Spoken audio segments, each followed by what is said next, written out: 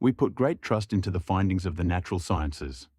We rely on them every day to assure things like our food safety, secure air travel, that nuclear bombs don't accidentally explode, and much more.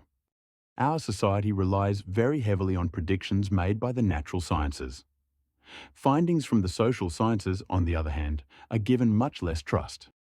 It is very rare that decisions are made based solely on social science predictions. Now, this inequality has, of course, nothing to do with social scientists who do just as great a job as their colleagues, but rather with the fact that the social sciences study systems which are irreducibly complex and are therefore forced to use statistical models. The natural sciences, on the other hand, deal with systems that are made up of simple components, allowing us to create powerful scientific theories. In the next video, we will look at the irreducible complexity of social systems in more detail. In this video, we will focus on what makes the scientific theories in the natural sciences so highly reliable and how we might apply these principles to the social sciences.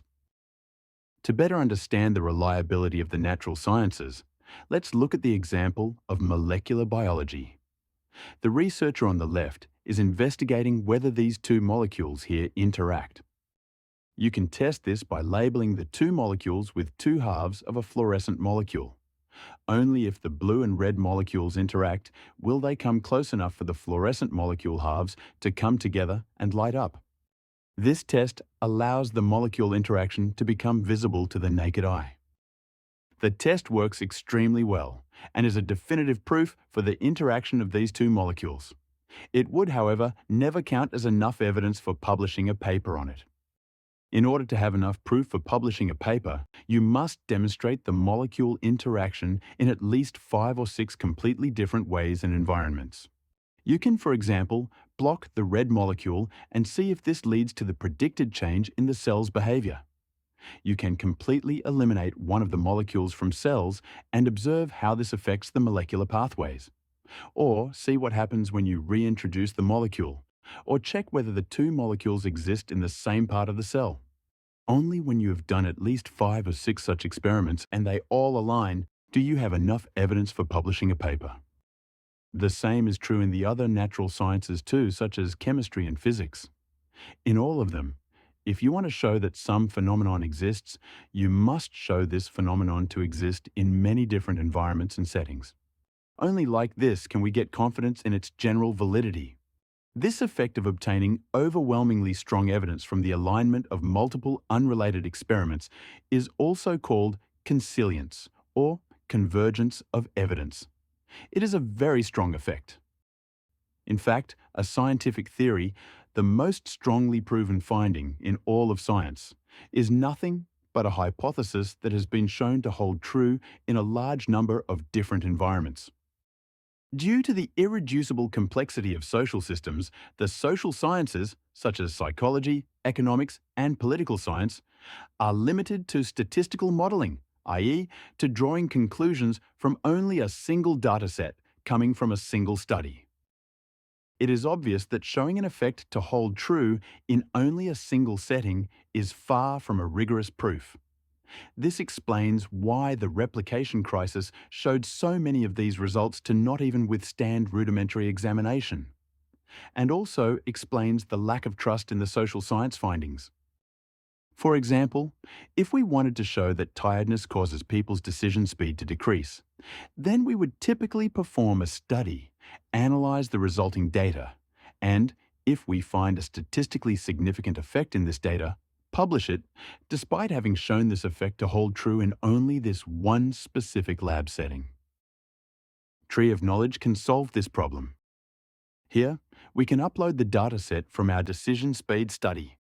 Additionally, amongst the datasets that already are on Tree of Knowledge, there are many other datasets in which decision speed plays a role. For example, datasets about people deciding what product to buy, deciding which chess moves to make, deciding which stock to buy, or deciding which website button to click on. If there were indeed an effect linking tiredness and decision speed, then we should be able to observe it in all of these different settings. This is what Tree of Knowledge tests. All we have to do is enter our hypothesis about tiredness negatively affecting decision speed as a rule of the human agent and press run. The software will then automatically evaluate this decision speed rule in all these different settings. Specifically, it checks if and how much including the decision speed rule increases the accuracy of all these models.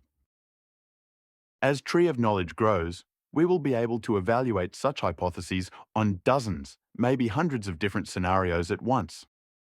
By testing for a phenomenon in all these different settings and environments, instead of just a single environment, we get evaluations that are orders of magnitude more robust and reliable than has been previously possible.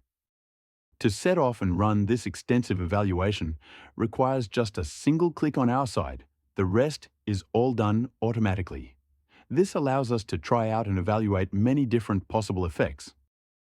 If we find effects that exist in all the different datasets, we will have proven them as rigorously as any scientific theory out there. We believe that this approach has the power to fundamentally change the social sciences by allowing degrees of certainty that have so far only been possible in the relatively simple natural sciences. To get a better intuition for this, let's briefly look at the same thing from a different perspective, the perspective of generalizability. The main goal of science is to find generalizable rules, i.e., rules that are universally applicable. So if, for example, a psychologist comes up with a rule of human behavior, such as when someone gets tired, their decision speed decreases, then we expect this finding to be valid for people across the globe. And more importantly, we expect this rule to always be valid, whatever circumstance they are in. If they are shopping food, playing a game of chess, or anything else. Unfortunately, with current statistics, you can only evaluate such a rule with the data from a single study. Even meta-analyses allow you only to include data from identical studies. This doesn't help us much, as the meta-analysis showed the phenomenon to exist in only a single setting. Also, due to the nature of studies, this environment is often a rather artificial setting which people don't usually encounter naturally. By no way could this be considered sufficient proof for the universal validity of this phenomenon. Any such claim, if direct or implied, is simply wrong and possibly even harmful. When analyzing individual datasets, you can always only make discoveries about a single specific environment, no matter how well you design your experiment. The only way of demonstrating the existence of a general phenomenon is by using a framework like Tree of Knowledge that tests for the existence of this phenomenon in many different scenarios. Only by testing for the phenomenon in all these scenarios can we get confidence in its general validity.